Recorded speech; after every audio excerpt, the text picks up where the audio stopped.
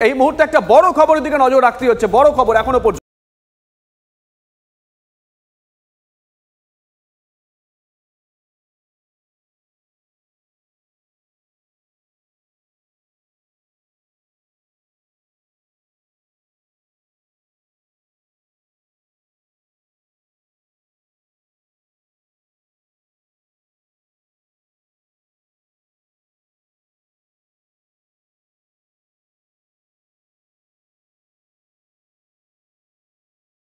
দেখো, মহুয়া মৈত্রর যে সংসদীয় এলাকা রয়েছে যেখান থেকে তিনি প্রতিদ্বন্দ্বিতা করছেন বা তার প্রাক্তন সংসদীয় এলাকা বলা যায়, তার কারণ তিনি বহিষ্কৃত সাংসদ এবং যে ঘটনার প্রেক্ষিতে তিনি বহিষ্কার হয়েছিলেন সংসদে, সেই ঘটনার প্রেক্ষিতেই গতকাল আমরা দেখলাম সিবিআই একাধিক জায়গাতে তল্লাশি করলো। মহুয়া মৈত্রের এভিডেভিটে দেওয়া যে বাড়ির ঠিকানা আলিপুরের, সেই বাড়িতে পৌঁছানো হলো। মহুয়া মৈত্রর কৃষ্ণনগরের নির্বাচনী ক্ষেত্র, নির্বাচনী যে কার্যালয় রয়েছে সেখানে সিবিআই অফিসাররা পৌঁছলেন।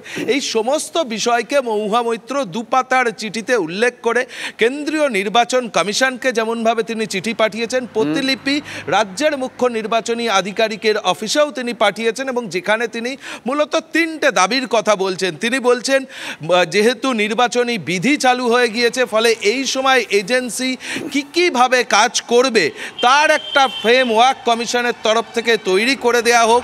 আর দ্বিতীয়ত তিনি উল্লেখ করছেন যে তার প্রচার কোথাও লঙ্ঘিত হচ্ছে, তার প্রচার কোথাও আটকে দেওয়ার চেষ্টা হচ্ছে এবং সিবিআই গতকাল সেই ভূমিকা পালন করেছে। অন্তত মহুয়া মৈত্র তার চিঠিতে সেই দাবি করেছেন এবং তিনি বলছেন কোথাও একটা এজেন্সিকে প্রপার গাইডলাইন দিয়ে দেয়া হোক যে প্রার্থীদের সঙ্গে কিভাবে তারা ব্যবহার করবেন বা যে প্রার্থীরা ভোটে দাঁড়িয়েছেন তাদের ক্ষেত্রে এজেন্সির কি ভূমিকা হবে, এই সমস্ত বিষয়কে তিনি উল্লেখ করেছেন এবং একই সঙ্গে তিনি বলেছেন যে সিবিআইয়ের ভূমিকা কোথাও রাজনৈতিক প্রতিহিংসার মতো সে কথা যেটা বলে আসছে আর কি বিরোধী রাজনৈতিক দলগুলো, বিজেপি বিরোধী সবকটা রাজনৈতিক দল যে দাবি করে আসছে। সঙ্গে থাকো তন্নিষ্ঠা, আরো একটা বড় খবরের দিকে তো নজর রাখতে হচ্ছে। ঠিক তাই, আজই বাংলায় দ্বিতীয় দফার প্রার্থী তালিকা ঘোষণা বিজেপির। যে কোনো সময় প্রকাশ হতে পারে প্রার্থী তালিকা। এই বঙ্গের ক্ষেত্রে যে দ্বিতীয় প্রার্থী তালিকা সেটা এখন অবধি ঘোষণা করা হয়নি, যদিও 27শে মার্চ প্রথম দফায় মনোনয়ন জমা দেওয়ার শেষ দিন। প্রথম দফায় এখনো জলপাইগুড়ি আসনে প্রার্থী ঘোষণা করেনি বিজেপি। আরও বেশ কিছু জায়গায় প্রার্থী ঘোষণা হয়নি এখনো অবধি। সেক্ষেত্রে কি আজই দ্বিতীয় দফার প্রার্থী তালিকা ঘোষণা হতে পারে, সে সমস্তটা নিয়ে কথা বলবো। প্রদীপ্ত আমাদের সঙ্গে রয়েছেন। প্রদীপ্ত, নরেন্দ্র মোদী এই বাংলায় এসে 42 আসনের টার্গেট সেট করে দিয়ে গেছিলেন, সেই জন্যই কি এতটা বিলম্ব হচ্ছে ভেবে চিন্তে প্রার্থী ঘোষণা করার ক্ষেত্রে? দেখো, একেবারে ঐক্যের সুর যাতে প্রতিটি প্রার্থী বাছাইয়ের ক্ষেত্রে থাকে, কর্মীদের মধ্যে কোথাও কোনো ক্ষোভ বিক্ষোভ না থাকে, ঐক্যবদ্ধভাবেই যাতে বিজেপির কর্মীরা ভোটের ময়দানে লড়াই করতে পারেন, সে কারণেই সবার মতামত নিয়ে প্রার্থী বাছাই করা হচ্ছে। সেই জন্যেই 2রা মার্চ প্রথম দফার প্রার্থী তালিকা বিজেপির প্রকাশের পর এতটা বিলম্ব হচ্ছে।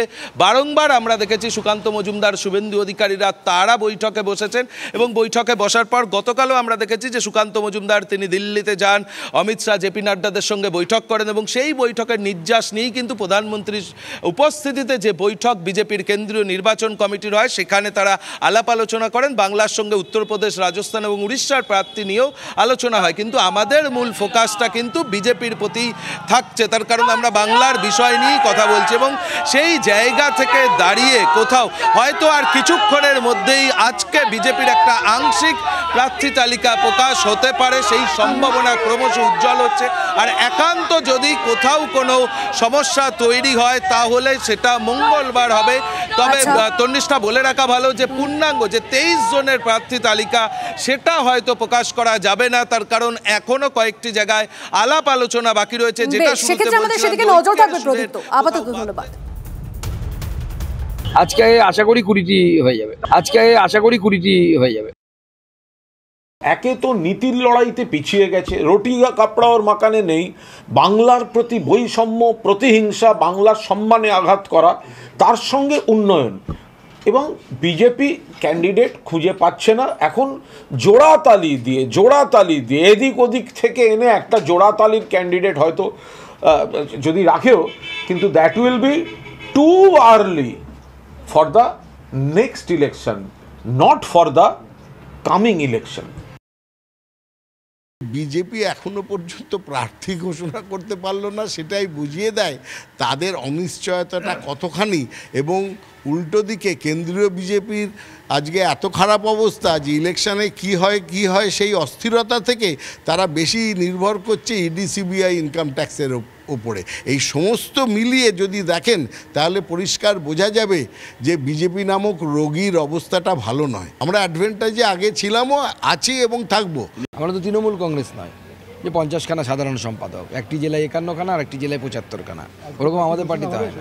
আমাদের নিয়ম হচ্ছে প্রথমে লোকাল স্তরে আলোচনা করে প্রার্থী যায় হচ্ছে রাজ্যে আলোচনা হয় কেন্দ্রীয় নেতাদের সাথে আলোচনা হওয়ার পর সেই লিস্ট যায় হচ্ছে আপনার আমাদের যে পার্লামেন্টারি বোর্ড আছে সেখানে সিদ্ধান্ত